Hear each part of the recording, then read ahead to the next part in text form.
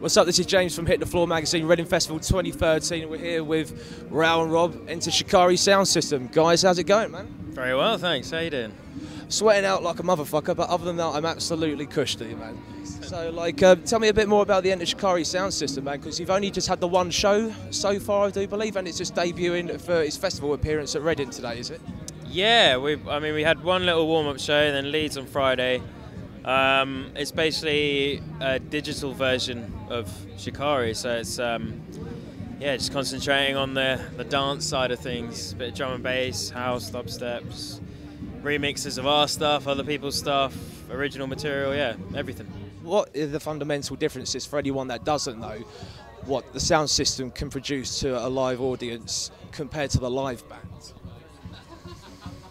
I guess Shikari primarily is far more sort of manic and punk, and it's quite different live. Where this is more concentrated on just dancing and having a good time, and it's quite heavy on the production as well. So it's music that you can listen to live, and as in like a rave scenario, but also on the headphones. It hopefully should be quite interesting. Talk about a bit more about your influences on like the dance side of things. So like, are you more so influenced by the early '90s like acid rave and house movement, or is there more contemporary acts that you're kind of influenced by in terms of the electronic side of things? Yeah, both, I think. I mean, we've kind of been into our dance music for a long time, so very much loving the old school '90s trance classics and that stuff, like, you know, and now all the latest stuff that's coming out through people like Sub Focus, Noisia, people like that. So yeah, we take inspiration from all over the place, really. We're actually, one of our tunes tonight is a remix of an old, was it Too Unlimited? Yeah. Do you think that we've got so much more of like an open-minded youth culture these days and are more accepting to more open styles of music that they wouldn't necessarily be comfortable with? Yeah, I mean, when we started as a band, it was very much, you know, you had your ravers, your metalheads, and no one sort of cross-contaminated in any way, whereas, yeah, today it's pretty much long gone, you know, everyone listens to all types of music, so yeah, it's kind of a good thing. Genres are, the lines between genres are kind of fading so much these days. You know, there's a lot of bands putting a lot of electronics in their songs, and there's a lot of electronic artists that'll have more sort of guitar-based, you know, riffs in the back of their music. So it's all coming together. I don't know if you remember this. It was in Folkestone, in that dingy little club, the hottest place in the world. I think it's the Lanterns. Do you remember that? Yeah, I remember the Lanterns. Oh, I do. It was, you had to go up some stairs. That's the one. Yeah. It was like really interesting. It was roasting. It was horrible.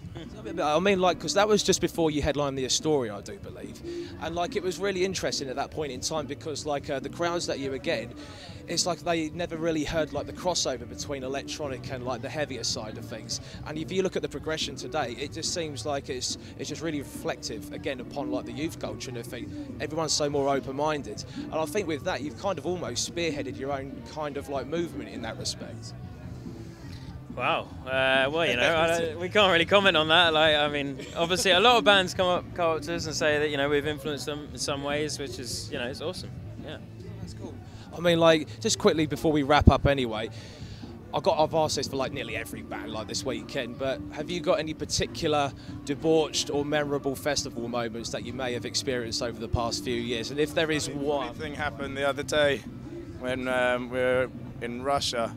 We were going through this tiny, crappy little airport, and we had to get on a bus to go to the plane from the terminal.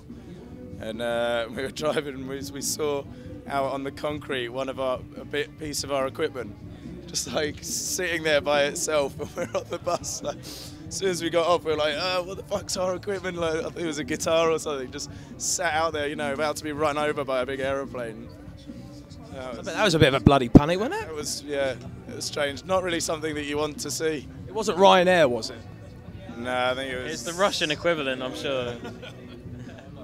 But like, just before we wrap up anyway, is there any last words you want to say to everyone out there for like any word up for the Enter Shikari sound system? Pungent. I like that word. Yeah. End off, yeah. I'm good with that. Yeah.